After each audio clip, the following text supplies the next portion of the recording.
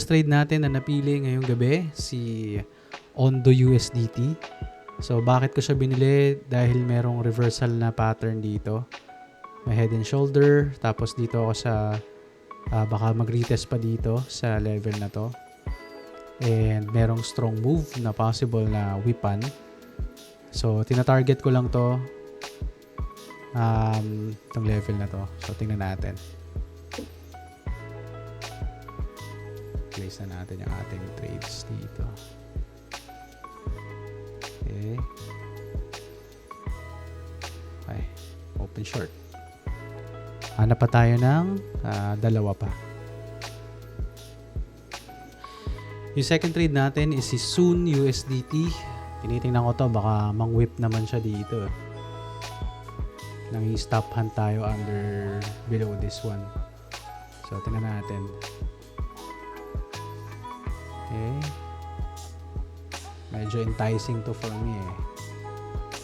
Tingnan natin to. Ayan.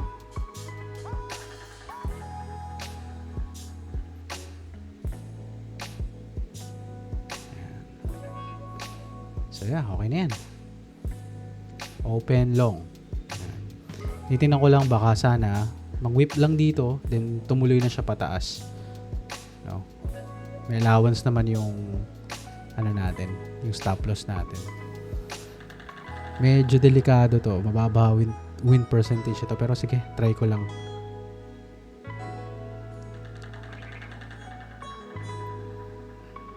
Try lang natin. Okay, ito dito sa 50% level siguro. Tingnan natin to. Ano pa tayo, last one. Trade natin is si APT USDT.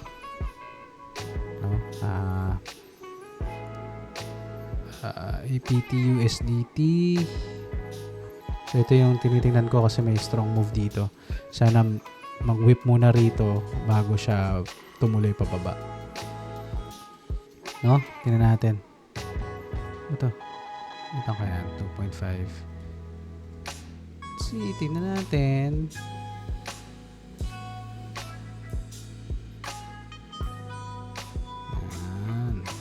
$2.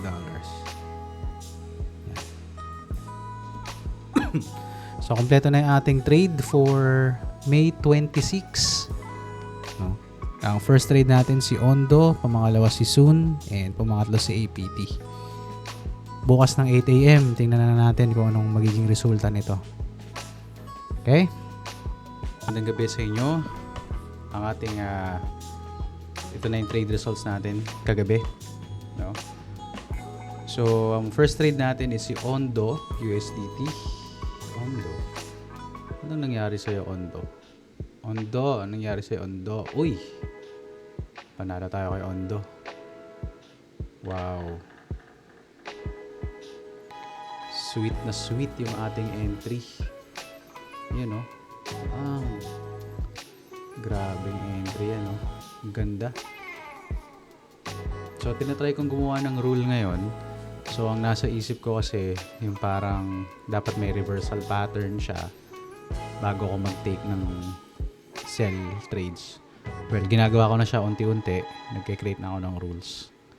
So, pero ito, mga trades na ganito, sobrang sweet spot. Kung saan talaga tayo nag-place ng trade, dun talaga pinick up yung orders natin. So, and panalo tayo kay Ondo. Yung trade to naman natin is si Soon USDT. Soon USDT. Nangyari kay Soon. Ay, wala. Sabi ko na may ina yung chance na ito eh. Yung mga ganitong itsura, yung parang kala mo, ano na siya eh. Tawag ito. Mang-whip lang dito tapos sabay tataas eh. Hindi na pala.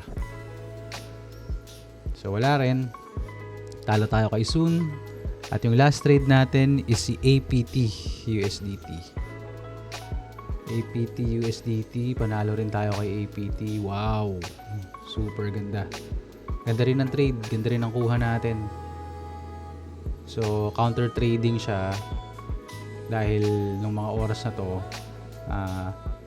actually parang di rin counter trading siya, pero parang nakakakita ako ng mga weakness na eh. Dito kung magtutuloy pa ba siya o hindi. So, nag-place ako ng trade dito and then kasi may strong move. So, doon natin pinulis. Tinamaan naman. No?